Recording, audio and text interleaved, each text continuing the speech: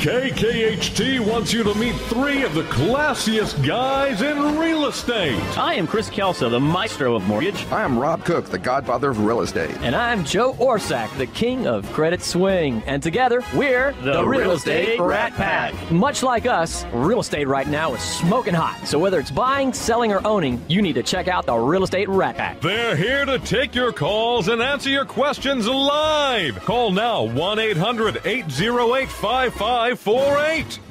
And now, the Real Estate Rat Pack! Same stick. Every morning. Same stick, different week. That is correct. For about 2 years now. But you know what? It's a calling card. It is a calling card. That's right. Well, we have Which kind is of a kinda different sad. show today. We definitely- If we can keep Joe's Corner from popping off over That here. is correct. We have a great show today. You know, one of the things we've talked about for a couple of years is that we need to diversify. And I actually got a call from Brian DeArmas about a month ago, and Brian's like, you know, Chris, we need to get together and really have a mortgage show. We really need to get together and talk, bring in some additional information in here, and really get the word out about what's going on in our industry. We're going to get the word out about what's going on with mortgages and the change with CFPB and the changes with TRID, and just talk about all the good stuff that goes in our industry, not necessarily all the bad stuff that everyone hears about all the time. You know, even those things modify and rates move up and down, et cetera, there's a lot of good stuff going on with the changes that are going on. So, Brian, I appreciate you bringing that up, and we're going to bring Brian up in a minute. But first, we're going to start off with the beautiful Renee Morton. How you doing, Renee? I'm good. Thank you. Thanks for having me. Oh, it's a pleasure. So you are with Renee Morton. Home Loans. Home Loans, that is correct. You know, so a lot of stuff's going on out there. What do you think about the market right now? What is sort of your thoughts on where we stand today? Well, I think that change is good, and I think that some of the changes that are coming down are going to help our industry, actually. One of the things with the CFPB, allowing people to be able to shop with different lenders and not have to give all their information up front, I think that's actually a good thing. So I'm excited about some of the changes, not too excited about some of the others. You know, one of the things I tell everybody is for those who don't know, those first-time listeners out there, is CFPB is the Consumer Finance Protection Bureau. And one of the things that they are doing, they're implementing some new changes in regards to disclosures, in regards to how we disclose, in regards to the amount of days that we have to disclose in advance. They're changing a lot of things, actually. In fact, one of my favorite words they can actually come out with, instead of closing your loan, you're going to be consummating your loan, which I thought is absolutely hilarious. Ed, I know you should be laughing on that one. Perfect. Can't think of a better term on that one, right? So, you know, you're going to be consummating your loan. So there are going to be some changes happening in regards to the way we look at mortgages. But one of the things I also believe is that the paperwork we're actually seeing, the changes in those TRID documents are actually better.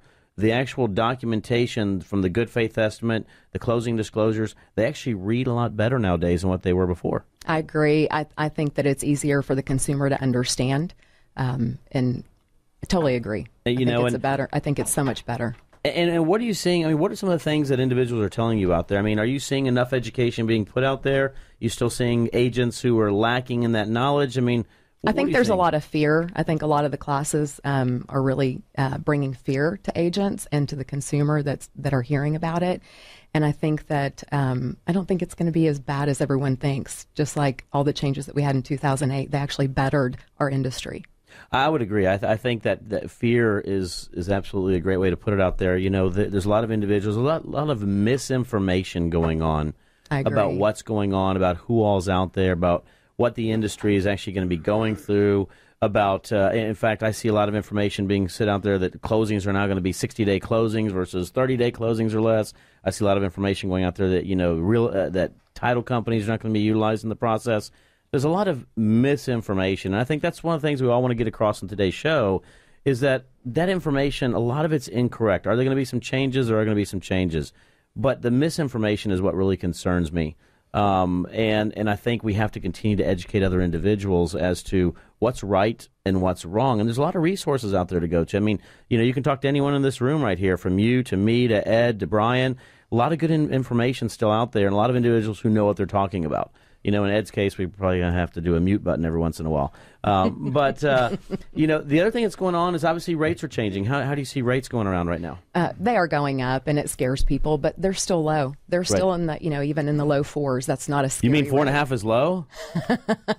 Actually, it is. I think anything under 7 is low. I would absolutely agree. That's one of the things that people talk about all the time is rates are moving. And rates are going to continue to move up. I mean, but how do you explain to a client who now is on the fence and saying, well, I still want to wait till it gets back down to that 3.75? That's not going to happen. I don't think it's going to happen. The market's too volatile. I would absolutely agree right there.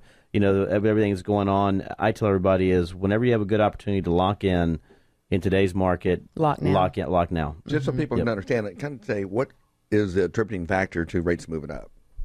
Well, the attributing factor at the end of the day, it used to be a very clear and concise way of looking at it, and the bond market is what defines where interest rates go. Now, for all those who don't really understand the bond market and the yield, what ends up happening is the yield on the bond is actually set based upon how much investment they want to be brought into it. So when the yield is actually going up, that means the interest rates are moving up because they're offering a better incentive for individuals to buy more bonds.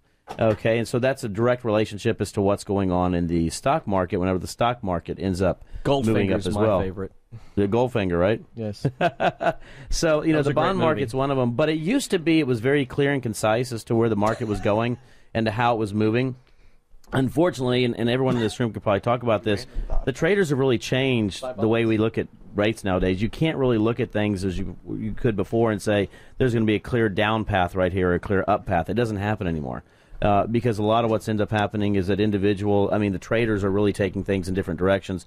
It's the same thing with oil and gas. It's the same thing with a lot of your traded commodities nowadays. It's not really done on the normal wavelengths that we used to see in the past. So it's sort of a trick question, Rob. I just had like a 3-word question. That's all you did, right? Yeah. Just if I come up at you for the time, don't tell me how to build a watch, okay? Well, how do you build a watch, Rob? Well, first you just never mind. You're talking about rates going up. There was a time, and since I'm seasoned, 18%. And we had to use negative AM loans to get people into houses and things like that. So even if it goes to 4.5%, 5%, we're still going to sell houses. We thought we had died and gone to heaven in 1990. It got to 10%. Right. It was like, wow, we hit the mother lode. Well, let's not look too far ago. I mean, if you look at where rates were 10 years ago, I'm just going back, to a relatively normal time frame right there. 10 years ago, the average interest rate was probably in the 8s, 8 to 9%. And individuals were still buying a lot of loan. It was still a lot of homes. It was still a very hot market that we were dealing in. I bought my house at 8 1/4. Yeah, we have a whole bunch of great rate. Professionals out there who've never been in that market. That's why they're panicking. Right. Because we've been in this low market for, how many years now? I want to venture to say we've been there at least 5 years right at this point right here, 4 to 5 years. I would say that. And the one thing individuals have to understand is really, and I explain this all the time, the difference on an average $250,000 loan, and Renee, you can talk about this, on a 3.875 versus a 4.375. Let's just look at a half-point difference right there. You're talking about thousands of dollars over the life of the loan, but on a monthly basis, you're really not talking about a big difference right there. No, you're not, and most people don't stay in their homes over 5 years anyway. Very good point. If you're looking at it like that, if you're going to move in 5 years, it doesn't really matter. It's not that big of a deal. Right. And what do you say to individuals who are now really concerned about FHA adding on the permanent MI? That was a change, obviously, took place a couple of years ago, that now if you're on a normal FHA loan and you're putting 3.5% down or up to 10% down, MI stays on for the life of the loan. Right. How's that impacted your business? Well, I try to give people two different options. I show them the comparison between straight 97% loan to value, which is 3% down, and show them the difference of the PMI, because on conventional, there is no upfront PMI. There's only monthly, and it'll cancel after you have it for 2 years if you have 20% equity in. Sometimes you have to have an appraisal, sometimes you don't. Yep. FHA is for the life of the loan, but if that's the only way that someone can qualify, then I encourage them to go that route, and then they can refinance in a few years once they have that equity built into, and possibly not even have any MI. Right. And let's assume people out there don't know all the acronyms in the real estate industry, and MI, of course, is mortgage insurance. I love acronyms. Yes. Unfortunately, the public does not necessarily know them or like them. And tell people what that MI does for them? Because it's not insuring them from defaulting on their loan. So PMI is for conventional loans. Right. MIP is for government-insured loans. And MIB is a movie. Random Thoughts by Joe Lorsak. Squirrel. MI is mortgage insurance, and TMI is too much Information. TMMI.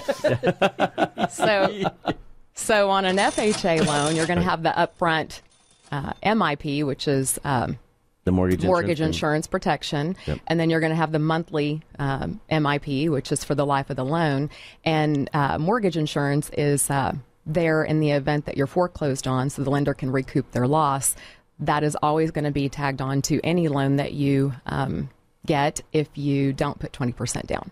And the one thing that's happened, it's gone down dramatically over the past couple of years. That was exciting when FHA actually lowered the PMI. It helped a lot of people, and I think that's why we see a lot of new people trying to buy homes, a lot of first-time home buyers coming in. And on the conventional market, it's gone down substantially as well. It has. And the higher your credit score, the lower your PMI is going to be. Right. And we talk about credit also. Credit's a big influencing factor in buying a home nowadays. Most people, I tell everybody, you know, the top factors associated with it, number one is where your credit stands. Number two is what type of loan you're doing, depending upon, obviously, your down payment that you've got right there. You know, number three is the type of loan in regards to if you're self-employed, W-2'd, et cetera, et cetera. Any changes coming up that you see are going to impact anything right there in regards to new products that might be coming out for anything? Nothing. Yep. I don't She's think like, so. no, there's nothing. We got right now. When Ed? when you're dealing with the person who's looking to purchase for the first time, the market's hot. People are really going now, you know, hey, maybe it's time for us to get into a house. You know, I talk to folks all the time on the credit side, and very recently we started something internally where we're reaching out to people who have come to us, not referred by a realtor or lender, that type of thing, people who just found us on the web, and we're opening that dialogue with them to say, is your goal to work towards a house? And when they respond yes, then our response to them is, look, we're credit experts, that's why you hired us, but you really need to be having a conversation with a real estate expert and a lending expert, because they're going to bring up things that we don't, because credit isn't the only component in the process. What, for the new buyer, for the first-time person that's getting out there that maybe be aware that, hey, I've got to have good credit, what else is the issues that they need to be aware of and working towards, that they've got their ducks in a row, so to speak, to make the loan process smooth if it's their first time that they're looking to purchase? Well, obviously, they have to have their down payment. A lot of people think that they can buy 100%. Yeah, I was going to say there's the 0% thing is kind of a thing of the past, right? If you're a veteran, of course, you can get 100% financing, and there are homes that qualify for USDA, which is 100% financing, but your income is limited. What's the typical range for down payment stuff? Well, FHA is always 3.5% down, and conventional, the lowest you can get it is 3%, but your private mortgage insurance is going to be higher. So the more you can put down, the lower your PMI is going to be, which will help you in the long run. We had an individual that we had talked to that their credit had improved enough to where they could begin that process, and they decided they didn't want to buy because they had to put so much money down. And they were wanting to know if we could introduce them to somebody who could get them a better down payment amount. And we're like, that's not really going to change a whole lot from person to person. It's not like this guy said, I can only get you this much down. You should be able to save 3 to 5% to put down, and if you can't do that, you really need to wait to buy a house. And that's a good point. Yeah, that's a good point. You know, one of the things that took place is, skin in the game. And while you can borrow some money associated with down payment on some of the type of loans that they do out there, it's still important. One of the things the government wanted to do is say it's now important for individuals to have equity into the transaction. And Absolutely. the days of the, AmeriDreams and the down payment assistance, as far as those go, which is more of a play on the way they actually manage those monies, those are all gone. And so you have to understand, you have to have money, you have to verify funds. That cash is not an acceptable form of down payment, as we always tell everybody. and you have to understand it's sometimes the right time to buy a home might not be now if you can't do that. Right. It's all right to say, I need to wait. I need to wait another year or 6 months or 3 months. A lot of times we don't want to hear those words, but it's the truth. And a lender's going to look at that, and you're more of a risk. If you haven't saved your own money, you're more of a risk because you're more likely to walk away if you don't have any money in it. Oh yeah, absolutely. You didn't save your money, and your hard-earned money. You're going to walk away if you lose your job tomorrow. If you put 20%, 20% down into the property. Your down payment, you're not going to walk away as quickly. I would absolutely agree with that. Is Renee Morton with Renee Morton Home Loans. What's your number to reach you, by the way? 832-797-7501. We have plenty more to come. We're going to be talking with other individuals. It's a mortgage show today, one of my favorites. Stay tuned. We'll be right back.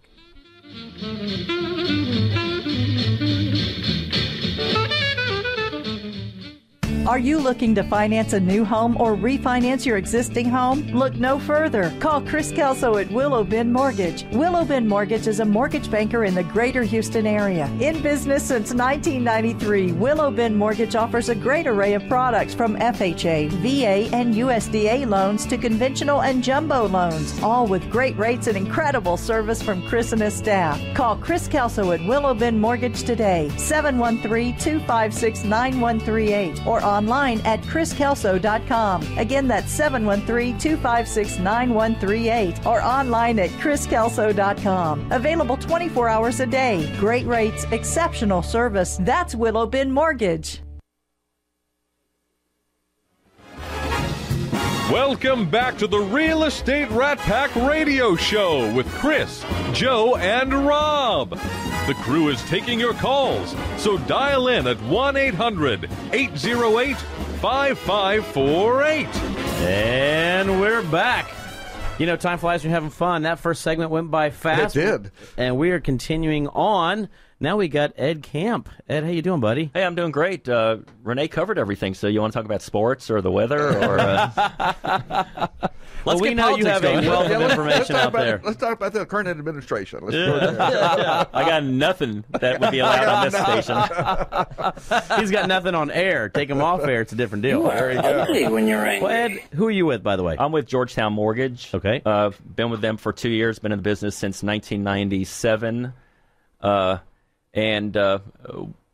We've been addressing the concerns of the CFPB TRID documentation coming into effect and strategizing around that. There we go with those acronyms again. I have to explain what TRID is.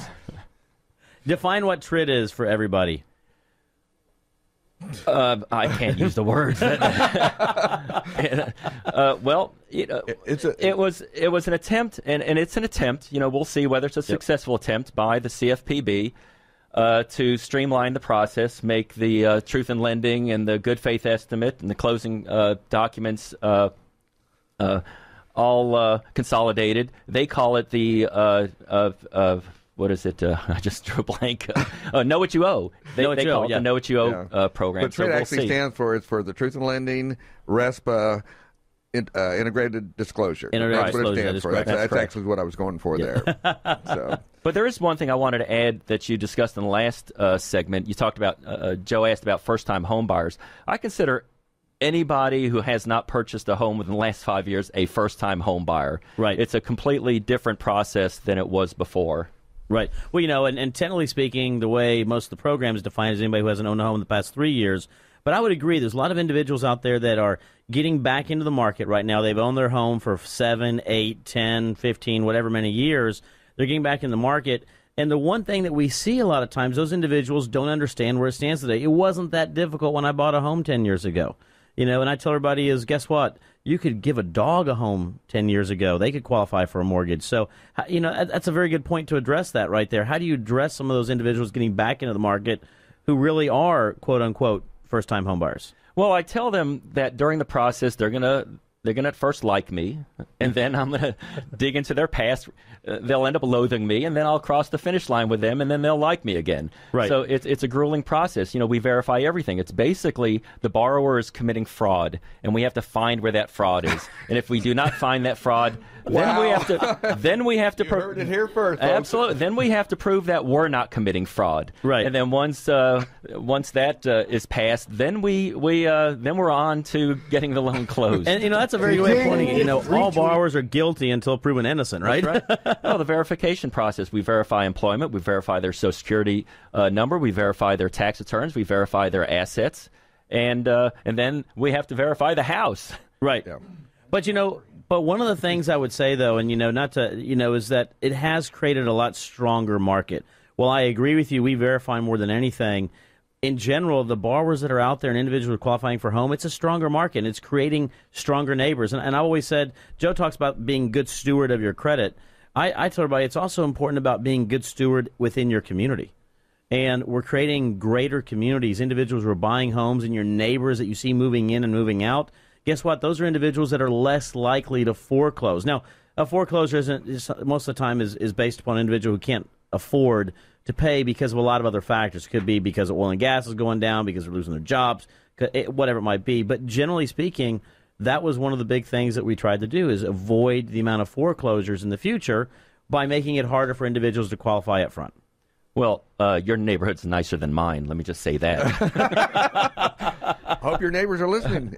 But yeah, we delve deep with our borrowers, and it's not just about income, assets, and credit. It's about stature. It's about the credit history. We look at the credit history, and the credit history defines character, which is not a true representation, but that's basically the past that we delve in.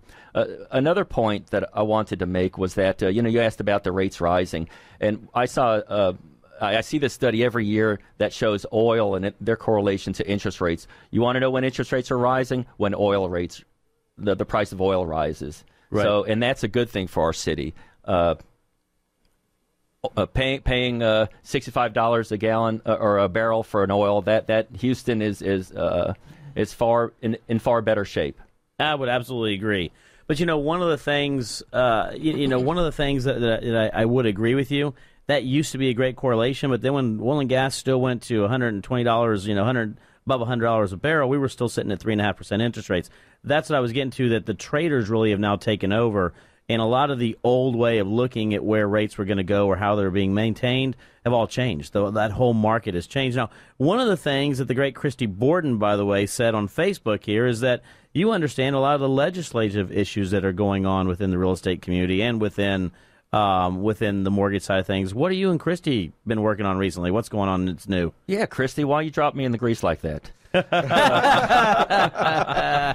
Well, I'm past president of the Greater Houston Association of Mortgage Brokers. I joined that association in 2006 when I decided it wasn't just enough to complain about legislative issues that were coming down the pike. I wanted to be part of the voice fighting for my consumer. And our association goes to D.C. Once a year, meeting with legislators, walking the halls of Congress, representing our borrowers.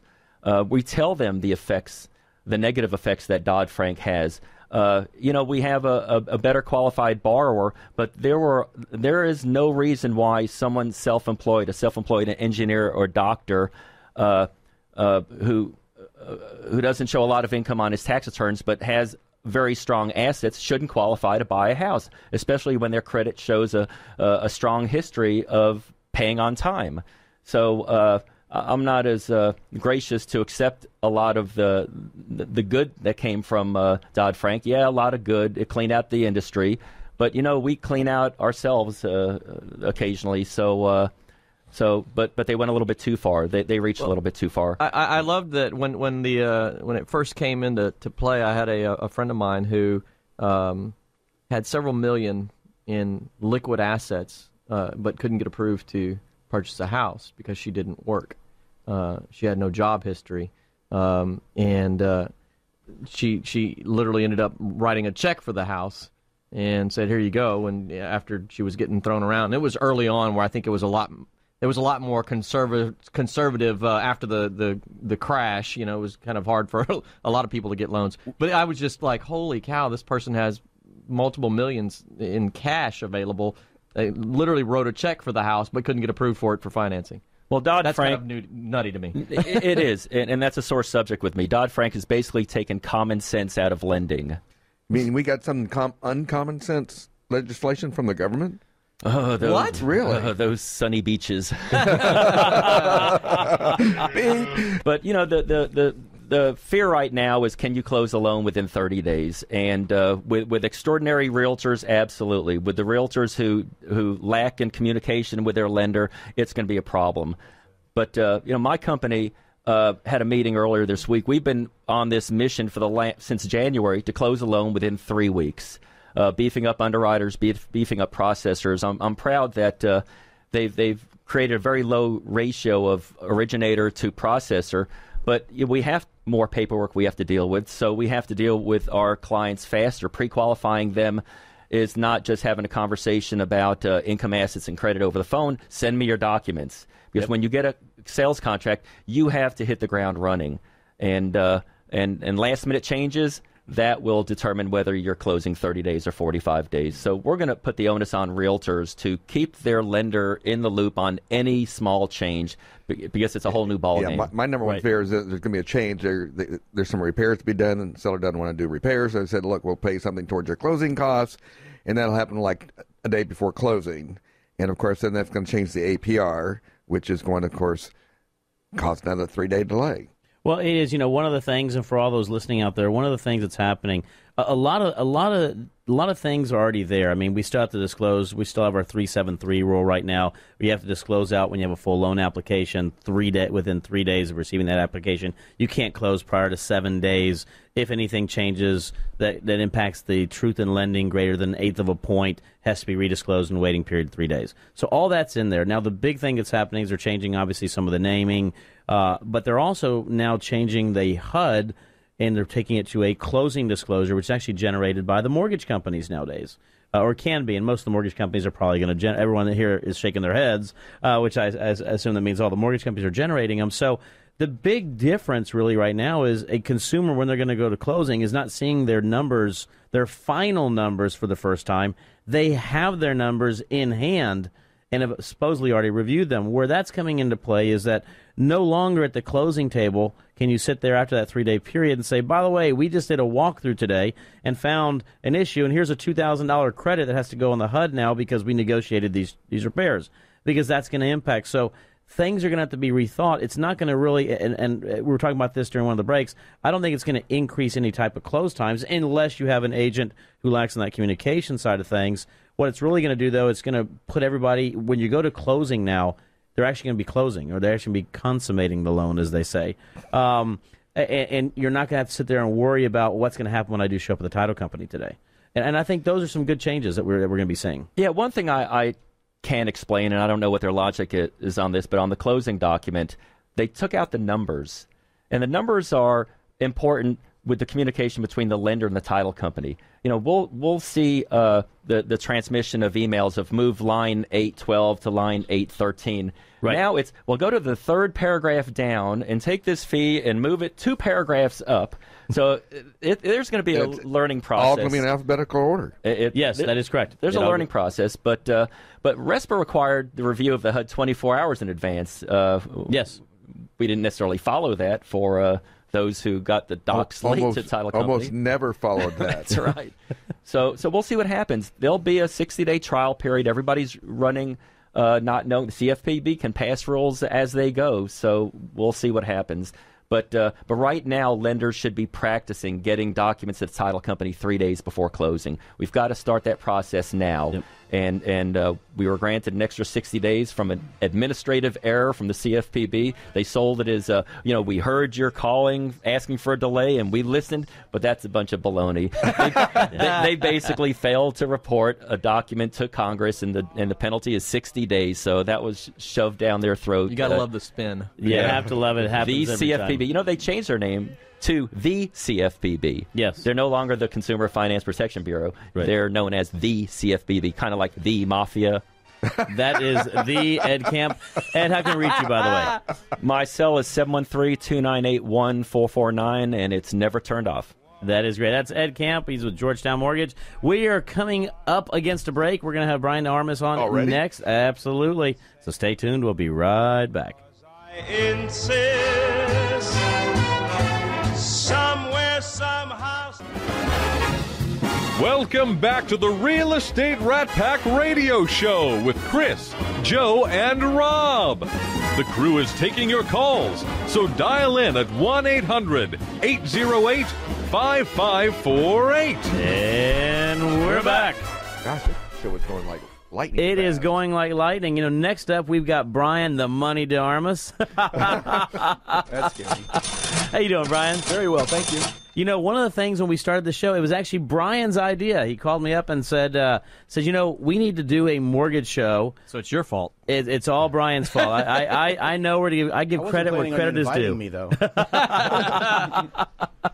So Brian, great to have you on the show. We've always spoken about this. Is the market's changing, and I think there are some positive things. I think there are some things that are challenging. I think there's some negative things. What are your thoughts about everything that's going on? I think the key to success for all of us is with the agents setting up some proper expectations with their buyers right off the bat. Just kind of letting them know a little bit more about the process of what they're dealing with, what they're going to go through, the paperwork process, being prepared, and then being prepared for the end of our transaction. As we get to closings, there's so much more little I's we got to cross and so many more T's to, take care of in each transaction that, we're kind of there at the very end. Everyone's kind of stressing a little bit. And if they could just kind of make them feel a little bit more comfortable instead of adding stress to it, they really can, help us all limit the drama. Right. And I think, obviously, Ed alluded to this, and we were talking about this during our pre-production, was paperwork now is an all-time high. Yep. We see that a single file, you mentioned this, obviously, is, files now that used to be 4 inches long, deep are now 7 inches deep. Correct. And so, there's a lot of verification that goes on. You can still do it, but one of the things that we're adding now, we're adding even another development going on with some new disclosures, with some new changes. So there's going to be a little bit, while I personally like the new changes that are going on in regards to the way the documentation looks, the first 60 days are going to be one of those filling out periods. Well, I actually know that what we went through here within the last couple of years when they made those changes here for us, when they had to extend that last program that we did, we've already gotten one extension. I think, as Rob said, it's probably going to go now to January even. Maybe even October will kind of slip past us because everybody's so afraid of it. You've got the closers, the title companies, everybody in legislatures going, hang on, no one's ready for this. And all we're going to do is jump in there and make a bunch of mistakes at first. And I think there will be a trial and error period that we're going to get to skate through. And so I think that's going to be something. Yeah. But like Ed said, start it process now. My company started the process already now. Right. So we're already feeling a little bit of that pressure, by doing some of the things that the government's going to make us do anyway. So I think that's got to have a lot to do with it. Just being prepared. Government refers to that period as revenue generation period or also fines. Oh, yes, that is correct. And the fines are quite a bit, by the way. The fines are actually quite a bit heavy. $5,000 a day. $25,000 a day, and up to $1 million a day for gross negligence. That is correct. $1 million. Yes. $1 million. And we're not talking about we're talking about a day. Yeah. So so a lot of that stuff is going on. But what are your thoughts on the market in general where we stand right now? The good thing is let's first of all give a big shout out because you work with a great team, and as we're joking right there, you have the great Lois de Armas as well in the house with you, by the way. Yes. Thank God, helping to bring down the testosterone levels. Yes. And one of the things we talk about is working with great individuals and great realtors. You have a great team that you work with, amongst a lot of other people as well, though. And it's interesting because you're able to really take a lot of what you're speaking about and that education and implement it with with a lot of the teams that you're working with and other realtors that you're working with. How are you seeing other agents look at the new changes coming along? Well, I think that you've got a big drove of new agents that are coming into the market, and I think they're very, very uneducated. They're still sitting there at Booksmart, and they're actually not being trained very well by some of their brokers, because what's happening is they're getting in there and they're just being sent out to the wolves. Right. And I think that a lot more training needs to happen on that side. So, when I'm getting calls, I'm trying to help them set those expectations of what they're dealing with. Right. And I would agree. I think everyone in this room, we'll talk about this, is education is key, not only to agents that have been in the business a long time, Brian and I were talking about it, sometimes we get these phone calls say, well, I've been in the business for 37 years. I've never had this happen, right? And I go, well, then you've either not done a lot of business for 37 years, or you really need to come up to the times of what's going on today. Or you've been doing it wrong for 37 Or you've been doing it wrong for 37 years. Or you're costing your customers money. That is correct. Or you're costing your customers money. And, perfect practice makes imperfect. Right. and there's other aspects of that, the appraisal process. And this is one of the things I want to talk to you about. We were talking about this before. Appraisals right now are all over the board, but talk a little bit about as low as size in the background. Lois just passed out. They're a little bit all over the board, but explain a little bit about to all of our listeners about how the appraisal process works and what that relationship is with the mortgage companies. Well, the worst part is that appraisers are the bane of all of our existence right now. They're taking extremely long times to get us back our appraisals, and then they're giving us a shocker at the end where it may not make value. And kind of the crazy part is when it doesn't make value by only like $2,000 or $3,000. Right. Because then that just creates that drama. You're costing yourself some time where they probably could have squeezed out another $2,000 or $3,000 in an appraisal. So I think a lot of times that they lack customer service because they don't actually have to deal with us as much as they used to when we had our own on staff kind of deal or in-house before the changes came. And so now it's the luck of the draw of who you get. Because you have to submit it to your AMC, which is another acronym. Appraisal management company. Right. So, you submit it to them, and it's the luck of the draw. Anybody can pull that appraisal. Right. And so you're stuck with whoever you get, and that guy could have been in the business 2 months. Right. So they don't care what they get back to you. If you call and try to give them any comps, they're really scared about changing anything because they might get turned in. And so I think that's just a tough thing for all of us to have to deal with. Well, under CFPB, we're actually not supposed to, we can talk to them post-appraisal, but not pre-appraisal. So, well, the whole rule is about not influencing value on a property. And so what they've done by doing that is a lot of companies have gone to extremes, so which means you can't talk to the appraiser no matter what, even to say, hey, by the way, can you do me a favor and get this done in 3 days versus 5? It all has to be done now via AMC and try to get things done faster. But you're right. I mean, unfortunately, we're seeing the market's moving a lot. Sometimes the appraisal process isn't keeping up with how fast that market's moving. And what most people might not realize is FHA has a new set of guidelines for appraisals that are actually coming out here pretty soon. And so that's going to actually change a lot of your government appraisals, specifically FHA, and we're probably going to see some costs go up again. What could on those go FHA. wrong? I know what could go wrong every time, but how do you address that with your client? I mean, what is the typical way when it comes through?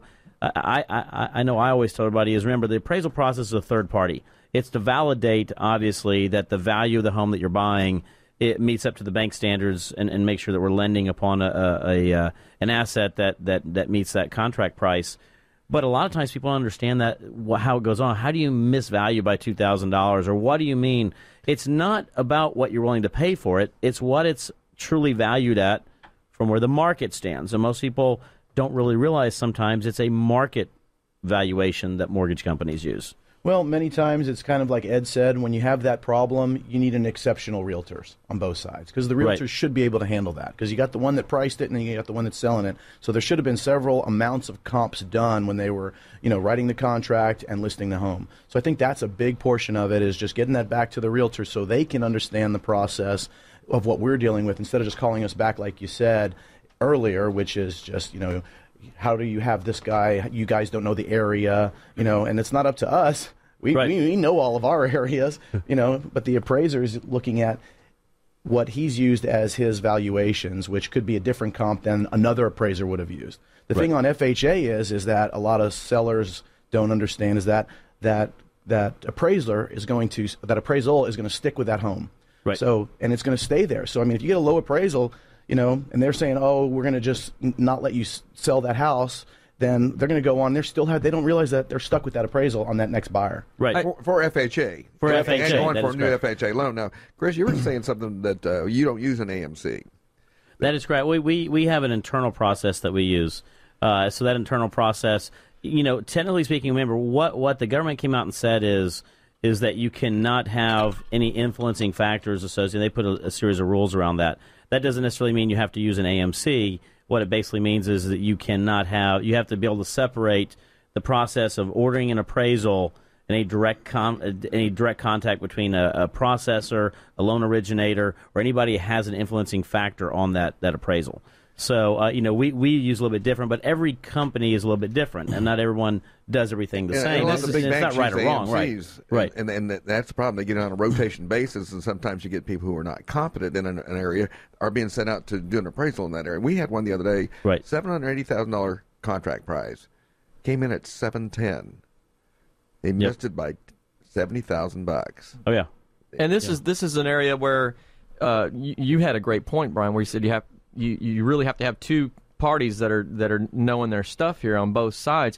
Where Houston is, I haven't been involved in real estate that closely from the real estate side, but being familiar with it, where Houston has never seen or hasn't seen in as long as I know of such a quick ascension in prices. I mean, we're talking median house prices just over the last 2 to 3 years that have jumped $50,000 to $70,000. So now you have to have an appraiser who knows how to deal with that and can do a proper job, and you have to have two realtors on each side there's just a lot of room for error, not error, but I don't know what the right word is, but you know what I'm saying. It's not a difficulty. Science. It's not a science. It's something I've been successful with when you get into those multiple offer situation homes where it's crucial, and then that appraisal might come in lower, is I go back to that agent and I say, give me 3, 4, 5 of those contracts that were executed for this high value, and then I take that back to the appraiser as well,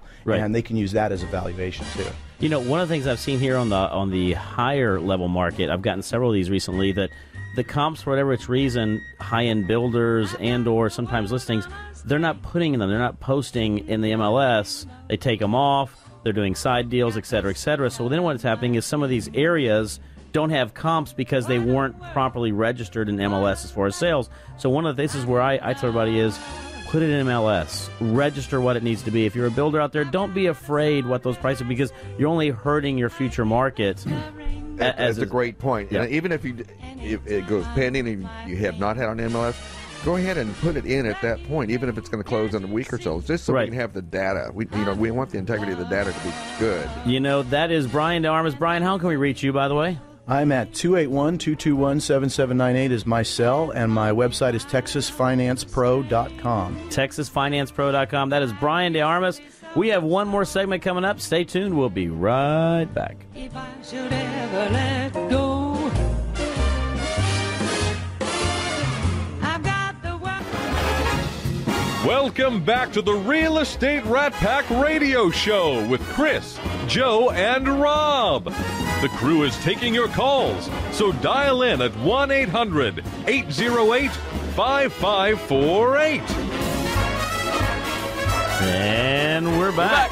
You know, one of the things that we've been talking about is mortgage, but I want to get a little bit of a perspective from a real estate agent. And we have a really good one here.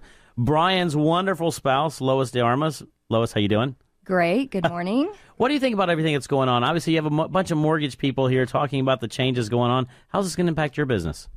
The stress levels are going to be exponential. And, it's not like it wasn't already, but whenever someone has a U-Haul waiting and they're sitting out there ready to close and they're told, you're going to have to wait 3 days, and then a change might happen, and they're going to be told, you're going to have to wait another 3 days. Right. Guess what? We realtors are on the front lines, and we're the ones that are going to have to say, well, I have a guest bedroom. I guess you and your family and your dogs and all your stuff. You can put your stuff in my garage. No, I'm kidding. But you heard it right here. Not the garage. Yeah, Brian's like, keep the garage out of it. No, but really, I mean, and just like Brian had said, it's setting up the proper expectations. So let your sellers, let your buyers know, hey, look, there's a possibility there may be a week or two where the closing is going to be delayed, and we can't put anything in special provisions. We're not attorneys. Right. We can't do, there's nothing we can do about this. So, and recently a lot of things were slowed down with the appraisal process because of the flooding that we had. Yep. So, I mean, my whole team, we've had to call everyone and just say, hey, look, be prepared. They're going to have to go out and do a second appraisal. I heard Brian the other day freaking out because they had to do a third. They had to go out and do a second, what'd you say, a flood cert? Mm-hmm. So the same appraiser had to go out 3 times, and the third time they said, well, it's going to take us 10 days to do that. So delays are everywhere, and I think if used to we could say, well, we'll close it in 30 days. So if I get a multiple offer situation and someone comes to me and says, we can close it in 15 days. Well, no, that's kind of pie in the sky. It's not going to happen. But I can prepare my seller for that who's in a rush to, Plus, what we're also telling people is if in a lease, normally we would have said, well, we can let's wait a month and then we'll go look. Well, no, because now if it's going to take longer to close, you need to start looking earlier. It's just really setting up those expectations. Well, and one of the things, in fact, Rob and I were speaking about this, and I love the fact that you brought that up, is to me, I don't think the new changes are going to necessarily extend out the closing time frames. I think expectations have to be set up correctly, because this is the one thing, you see this a lot. Individuals on a good closing, let's just assume a normal closing, they're said they're going to close this Tuesday, June the 30th. Well, they're going to be expected to move in on June the 30th, et cetera, et cetera. What I'm telling everybody is once the new changes kick in, make sure that you advise your client, don't set everything up to close that day just in case, because there is that 3-day rule. There is that redisclosure period. If something happens like what happened to me on Monday, in which they had a $2,000 credit thrown to us at closing, that'd be a 3-day waiting period. And guess what? A lot of times those moving companies, when they're sitting in front of somebody's home, that's expensive at that point to get done. So I love the fact that one of the things you brought up was set the expectations correctly. Yeah, one of the things I'm concerned about, of course, is the multiple close, where we have somebody who's buying a house, and that person in the house that they're buying is also buying another house, and you may have 3 or 4 people in that chain, and all you have to do is have one go wrong. That is true. And so I think we're going to see a lot of lease backs from sellers to allow for a certain time to get things closed and funded and things of that nature. It'll work, but this, our value proposition as agents is going to go way up, because good agents know how to coordinate this, and bad agents won't. It's that simple. I think the realization of everybody having 8 different families that you're touching specifically in every transaction, because you're going to have your seller's agent, your buyer's agent on both sides, so there's 4. Right. Then you're going to have the families buying and selling on both sides, so that could be that. So the chain that happens that could break down that he was just talking about could be exponential. Oh, I would absolutely agree. I had one. In fact, I want to say the beginning of this year, in which I had a back-to-back on 4 different transactions, and I was actually on 2 out of the 4. Okay, so and I was one of the ones that, because of the way that was going on, multi-million-dollar deals, and guess what? I had to actually have a delay on one of them. Okay, and it caused a chain reaction. So level heads always prevailed. Great agents were involved with it right there. But I think what Lois was saying, communication, same thing you were saying, communication is key. Being level and understanding in that process, and not using I've been in the business this many years and never seen it. Guess what? There's a lot of people who are going to be in the business for a lot of years that aren't going to see things ever before as of the changes. And it is what it is. I think if you use a professional, if you use one of these local individuals in here, yourself, Brian, Ed, Renee, you're going to go through the transaction the correct way, because all these are individuals who know how to communicate throughout that process. Ed, you want to say something? Yeah, one of the most disheartening things that I come across, and probably about 30% of my business, is loans that are falling out from other lenders. And we don't have to mention names, Wells Fargo. But when you see somebody been strung out for 45 days, and then the loan, then you collect all the documents and you see they never qualified in the first place, and you talk about the rippling effect, the domino effect. It's just disheartening to know how many people are affected, how many innocent people are affected on the other end, because one person wasn't qualified to tie someone's shoelaces, much less get them a loan. It's not liable if it's the truth. So you don't have to worry about that, because I've thrown the big banks under the bus a few times. Chase, Bank of America. Yeah, good. Let's get them all. Let's get them all in there. Can we still send them? You an know invoice? who you are. Yeah. Can we still send them an invoice? Yeah, we mentioned their name. We mentioned their name, but it is a truth, because they do take longer than the people that are represented here in the studio today. Well, don't take nearly as long. The retail lenders are saying 7 days, not 3 days. Well, they're going to snail mail. The reason why they're snail mailing everything. So they'll mail them out. It'll come back. Do you think they're going to get to it within 7 days? Well, so what the new changes say is that you have to disclose out, and there's ways you can disclose out and acknowledgments via e-signatures, via mail. So they have this calendar they put out there. Well, what a lot of banks are going to is they're saying we have to create a standard. It's too hard to manage a process on a national scale for all these e-signatures, so they're going to a mail process. Now, that's why I'm a big believer local. you individuals, myself, all of us are local. We have local services, local processes. We're here on the ground. You can catch us. You can speak with all of our individuals. That's why I think it's important, and we're also more flexible in regards to making items happen. The e-docs that are out there, most of us are going to a 3-day acknowledgement versus, as you mentioned, the 7 days that the big banks are going to.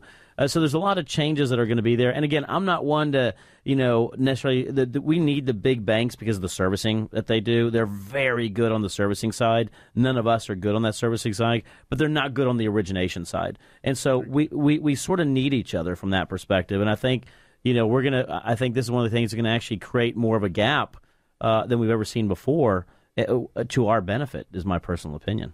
I've been preaching this for years, and now it's time to listen. But if you have a listing and someone approaches you with a pre-qualification letter from one of the big 3 banks, think twice about that. Well, we see agree. it quite often, though. Let's talk about pre-qualification. And when someone gets that letter, what does that really mean? Well, and I think both Ed and Brian and Renee have alluded to this, is a pre-qualification is only as good as what the individual who has issued that pre-qualification reputation is. And I mean this in all a good way. In fact, we were the other day, I had a deal that was accepted on multiple offers because of my reputation. And it was not the highest priced offer. It was because they knew the qualification came from an individual that's going to end up closing them. The same thing that Brian, Ed, or Renee would have here in this room. And so the one thing about pre-qualification, it's not about just running credit. In fact, we alluded to this, Renee. It's not about just running credit. It's about actually going through the process of gathering upfront information, because you need to find out, are they self-employed? Do they write off a lot of business expenses? Or do they have depreciation you can add back in? What does that look like in order to truly pre-qualify them? Renee, what are your thoughts about that? Well, I think it's really important to really pre-underwrite the file. If you understand what the underwriter wants, then you've got a slam dunk deal. You have to be able to pre-underwrite the file and know exactly what's going to close that loan. Yep. And if you don't, it's going to fall apart. And I think the big banks don't have that knowledge, because the people at the front end don't have the knowledge that we have. They're there as an employee. It's a little different, I think. And this was kind of what I was touching on earlier. For you guys, this is common knowledge. Y'all know this stuff backwards and forwards. But for the person who's never went through the home buying process, there's more than just credit. There's more than even just the down payment. You're looking at multiple factors. Just quickly toss that out, guys. If I'm going to buy a house, what do I need to be aware of from the lending standpoint that I need to have in check to come to see y'all? Well, I don't want you coming to me, please. But one point that I'd like to make is that good loan officers do not turn loans into underwriting for approval. We turn loans into underwriting for closing. The good originators know what the processors want to see, what the underwriters want to see, and that speeds up the entire process. It's not throw it against the wall and see if it sticks. Those days are gone. And a good loan officer also will be able to argue with an underwriter, because he's done a lot more due diligence a lot of times on what he's sitting there looking at. So if I'm looking at something where I needed to go read some guidelines, and that's the problem. A lot of these loan officers don't know how to go read to make sure when they're issuing a pre-approval that they can actually get that across. And so that's really important too. And when agents are in a real big hurry to get to looking at a home, they want us to issue a pre-approval letter kind of as fast as we can. Well, sometimes that's not going to happen. I mean, if it's a cut and dry situation where there may be an engineer, then possibly yes. But in a lot of cases, you got to do that due diligence up front, like she was saying. And everyone has a story, and I think it's important that the loan officer knows the story and that they explain this to the underwriter, so the underwriter gets the picture of the full file. We're kings of finding skeletons in people's closets, people. So if people will just specifically tell you everything up front, we know how to overcome that as we go through the file. I would absolutely agree. We have our producer over here saying, guess what? Time is almost up. I always like to leave, and I want to thank Brian, Renee, and Ed for being on board today. Great mortgage show, a lot of good information. If you need to reach any of them, look us up on Facebook or give us a call, and we'll make sure we hook you up with any of these great individuals over here. Thought of the day and quote of the week is no different. It says, quality is never an accident. It is always the result of intelligent efforts. I think that is always really, really good. We are the Real Estate Rat Pack, and until next time and next week, we are out. And you've been listening to the Real Estate Rat Pack. The question is, who's Frank, who's Sammy, who's Dean, and who's the other guy? Chris is Frank, I'm he's Dean. Dean, and I'm Sammy. Yes, that's right. Yeah. So tune in to the really big show every Saturday at 9 a.m. right here on 100.7 The Word, KKHT.